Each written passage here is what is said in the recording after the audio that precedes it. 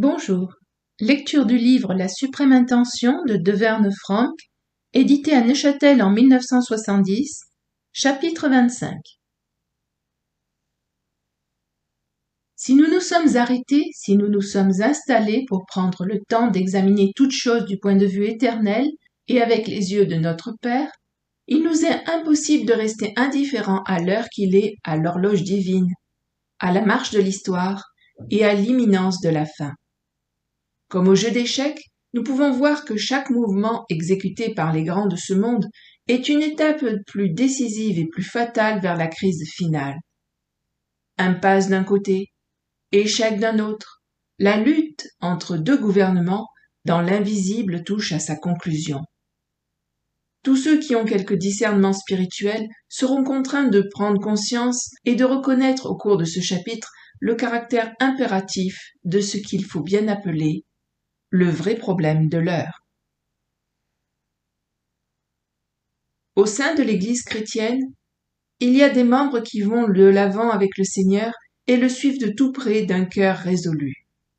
Une bataille terrible pour le trône de ce monde fait rage de toutes parts et menace de tout balayer. Jamais, nulle part, lutte plus âpre ne s'est vue. L'ennemi jette toute sa puissance dans la mêlée et y pousse toutes ses marionnettes en rang serré. Un tocsin d'urgence se fait entendre pour sommer le peuple de Dieu de relever le défi. Qui le prendra, le gouvernement de l'univers? Si les hommes ne gagnent pas plus de discernement pour voir ce qu'il y a derrière la scène actuelle du monde, ils ne s'élèveront pas à la hauteur de cette provocation de l'ennemi. Les fils de Dieu sont en train d'être formés pour s'emparer maintenant du royaume dans un sens spirituel et partager le trône dans le siècle à venir. L'ennemi est déterminé à cacher au peuple de Dieu la vérité concernant le corps de Christ, et il y a une raison.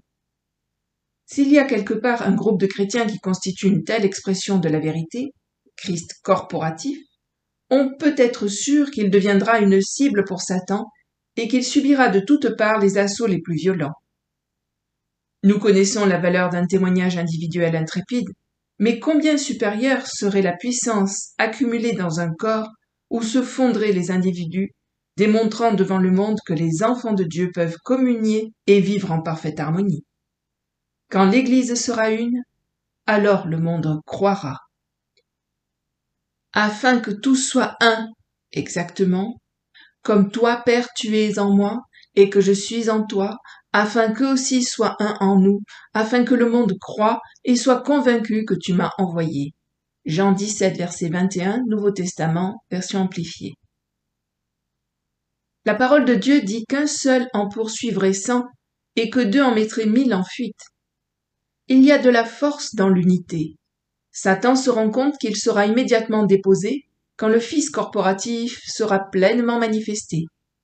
C'est alors en effet qu'il perdra sa position et son empire. Le verdict prononcé au calvaire sera finalement exécuté, car depuis que le Seigneur a ouvertement triomphé au calvaire, sur le plan du droit strict, l'ennemi a été jugé et couvert de honte. S'il continue de régner sur la terre, c'est parce que l'homme n'a pas voulu lui imposer ce verdict. Au contraire, il s'est mis de son côté, ou, à tout le moins, a fait un compromis avec lui. On peut comparer cette situation à celle d'un chef d'État ou d'un président qui ne peut pas obtenir l'appui du reste de son cabinet pour faire appliquer des arrêtés qui ont été pris régulièrement et qui sont conformes à la Constitution. Christ a triomphé, mais son peuple n'a pas pris position à ses côtés dans sa victoire. Comme quelques-uns l'ont peut-être déjà remarqué, plus la détermination du Fils corporatif de Dieu d'occuper une position d'autorité est forte, plus terribles deviennent les assauts de l'ennemi sur le plan spirituel. Aussitôt que le Fils corporatif sera manifesté dans la gloire, aussitôt qu'il sera solidement debout et uni à la tête, sous tous les rapports, l'ennemi sera précipité des lieux célestes et engagera les hostilités sur la terre avec une furie inégalée. Le combat livré par l'Église a toujours été une lutte spirituelle, et c'est sa victoire dans le domaine spirituel qui déclenchera cette douloureuse tribulation et cette terrible colère qui doivent précéder la victoire finale du Fils. À cause de la fureur de Satan contre la terre, la guerre déploiera ses effets jusque dans l'ombre physique et naturelle dans une bien plus grande mesure qu'auparavant. Voir Apocalypse 12, versets 9 et verset 12. Aux yeux de beaucoup de personnes, il peut sembler que la grande bataille qui fait rage déjà maintenant sur la Terre soit celle que se livrent le capitalisme et le communisme. Mais ce n'est là qu'une manifestation de surface. Si nous voulons comprendre le vrai conflit spirituel, nous avons 3 conditions à remplir. 1. Reconnaître le fondement et la structure de tout gouvernement. 2. Discerner les conceptions fondamentales des différentes formes de gouvernement. Et 3. Comprendre l'intention suprême de Dieu dans la question du gouvernement du monde. Examinons-les l'une après l'autre. Le fondement du gouvernement. Il existe 2 notions fondamentales opposées concernant le gouvernement et les droits de l'homme. 1. Depuis longtemps, une partie de l'humanité reconnaît que c'est Dieu qui est la source de toute autorité. Donc, parce qu'il est fait à l'image et à la ressemblance de Dieu, l'homme est doté de certains droits inaliénables, tels que la liberté, la possession de biens matériels, le droit au travail, etc. 2. D'autres soutiennent que la source de tous les droits est inhérente au gouvernement, quel qu'il soit, et que c'est lui qui en est investi. On ne saurait donner de meilleurs exemples de ces 2 conceptions qu'en citant les constitutions respectives des États-Unis et de l'Union soviétique. Les pères fondateurs des États-Unis reconnurent l'autorité de Dieu quand ils précisèrent dans le 2e paragraphe de leur constitution que tous les hommes sont dotés par le Créateur de certains droits inaliénables, la vie, la liberté et la recherche du bonheur. Par contraste, sous le régime totalitaire tel que le prévoit la Constitution soviétique, c'est l'État qui est investi de tous les droits, et c'est lui qui en dispose. Vous voyez la différence. Si les droits nous viennent de Dieu, il n'est ni État, ni dictateur, ni Parlement qui puisse nous les enlever, excepté avec la permission de Dieu comme punition pour un usage abusif. D'autre part, s'il est vrai que les droits sont accordés par l'État, alors l'État peut aussi les retirer. Dans la Constitution soviétique, il faut digérer 4 chapitres, lire 117 articles qui mettent sur pied un État absolu, totalitaire, monolithique et matérialiste, avant de trouver la mention d'un seul droit. Après avoir attendu si longtemps et essayé d'absorber tout ce verbiage communiste à double sens, on est naturellement tout à l'expectative d'apprendre quels sont les droits accordés au peuple. Lequel est le premier, pensez-vous? C'est le droit au travail. Pas question du droit à la vie. Mais tous les droits accordés au peuple, 6 ou 7, sont garantis par l'État. Tout cela est révélateur d'une différence fondamentale.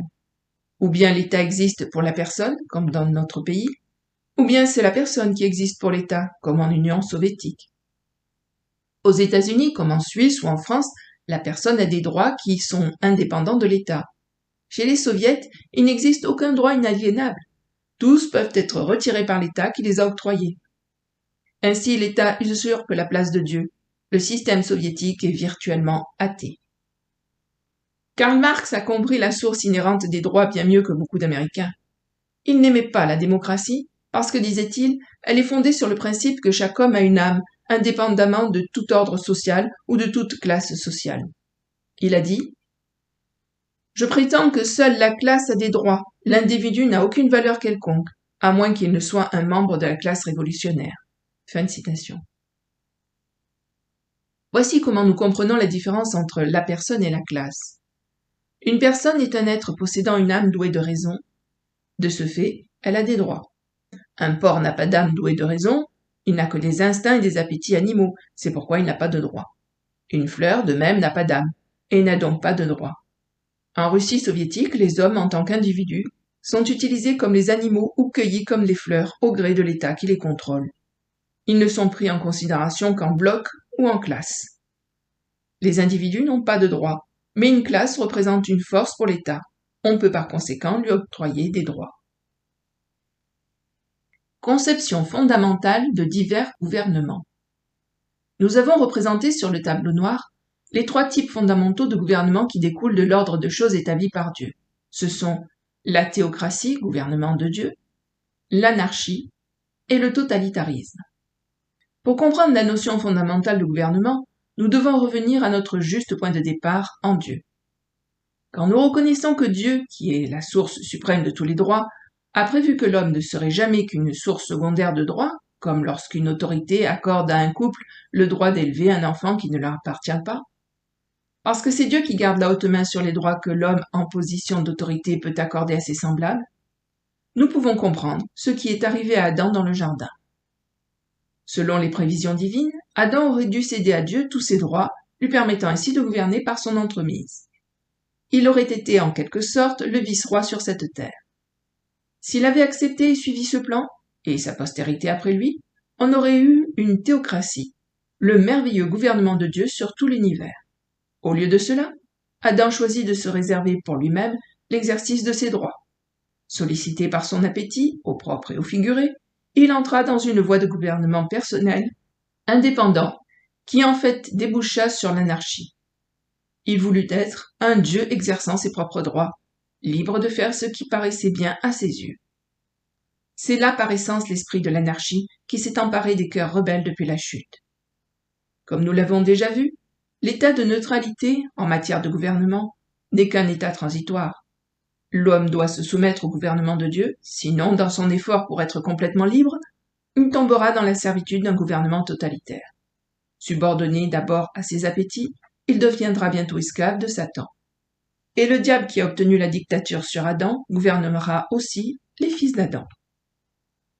Si nous sommes assez honnêtes pour regarder en face toutes les implications de ce principe, nous verrons que la démocratie ne peut rendre ce qu'on en attend que si les hommes choisissent délibérément Dieu comme celui qui les gouvernera individuellement et se soumettront à lui avec tous leurs droits. Dans la mesure où Dieu est libre de mettre sur pied une théocratie sur les vies individuelles d'un peuple, rien n'empêchera ce peuple de rester libre de toute oppression. Voyons un peu maintenant ce qui est arrivé à notre démocratie. En raison de l'égoïsme inhérent au cœur de l'homme, les citoyens de notre pays ont insisté pour user de leurs droits pour acquérir bien-être et profit. Les morts spirituels ne vivent que pour leurs appétits. Au lieu de vivre pour Dieu avec une préoccupation pour les besoins d'autrui, chacun a fait ce qui lui semblait bien à ses propres yeux.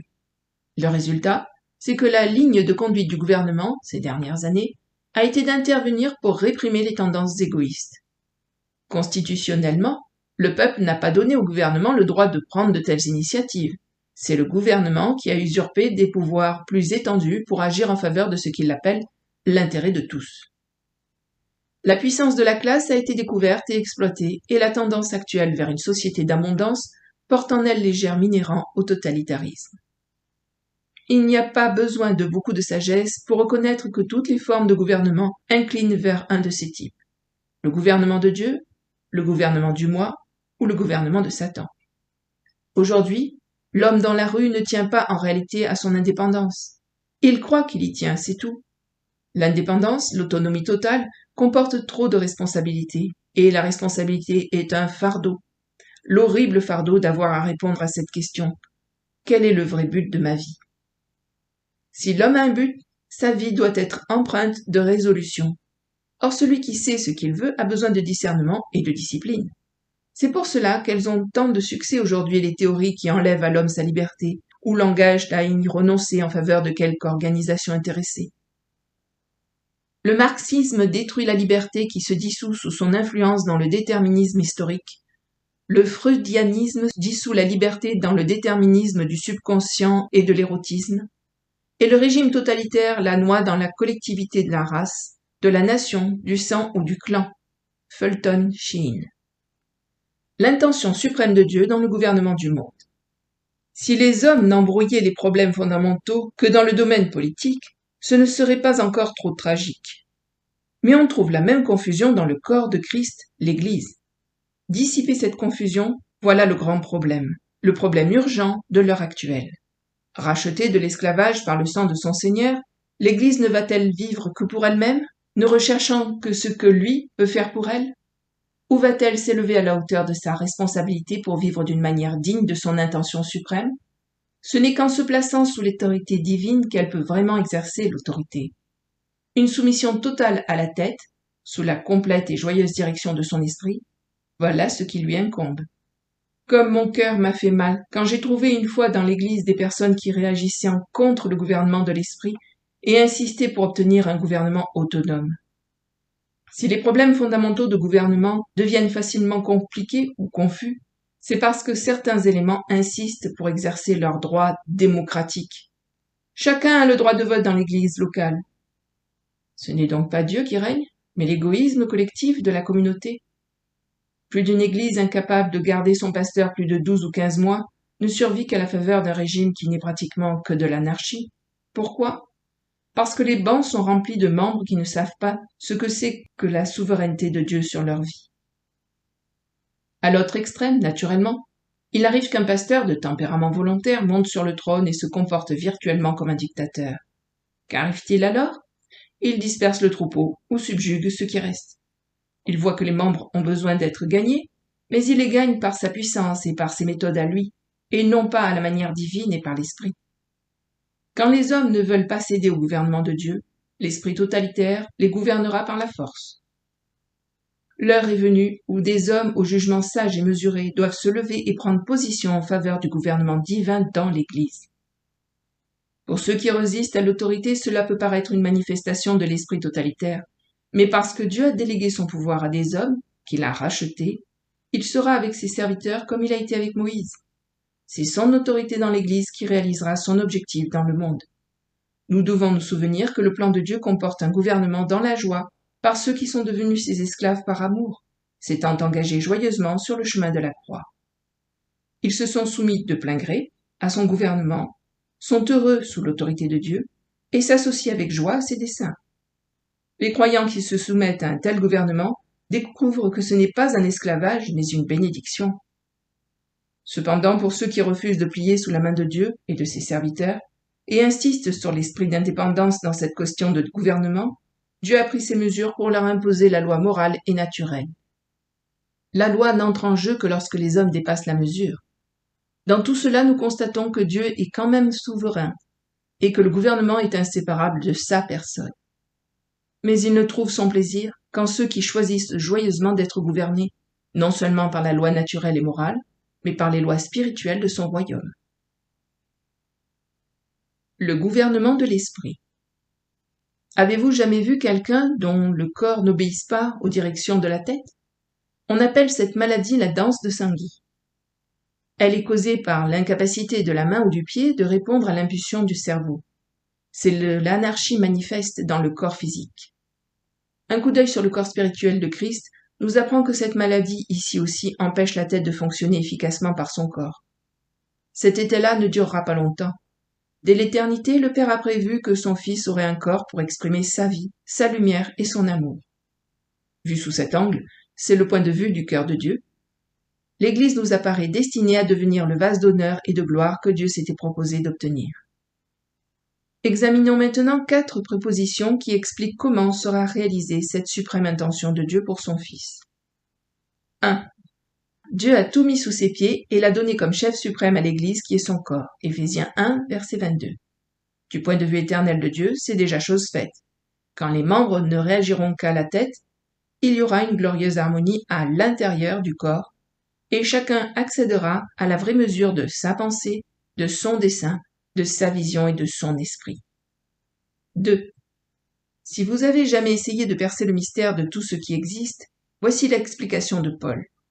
Tout a été créé par lui et pour lui. Colossiens 1, verset 16. Ainsi, le Seigneur Jésus n'est pas seulement la tête de son corps, mais il doit avoir la prééminence en toutes choses. Voir Colossiens 1, verset 18. Le Père savait dès le commencement quelle serait la consécration et le dévouement de son Fils. Il savait ce qu'il pouvait attendre de lui longtemps avant l'épreuve suprême du calvaire. Aussi choisit-il d'accomplir toutes choses non seulement par lui, mais pour lui. 3. Il y a un principe divin en vertu duquel tous les éléments qui contribuent à l'accomplissement du dessein suprême arrivent à faire leur part tranquillement et dans la sérénité. Le Père a prévu que toute chose serait faite par lui. C'est une chose de créer, c'en est une autre de perpétuer. C'est par là qu'on voit le contraste frappant qu'il y a entre les systèmes humains et le gouvernement de Dieu.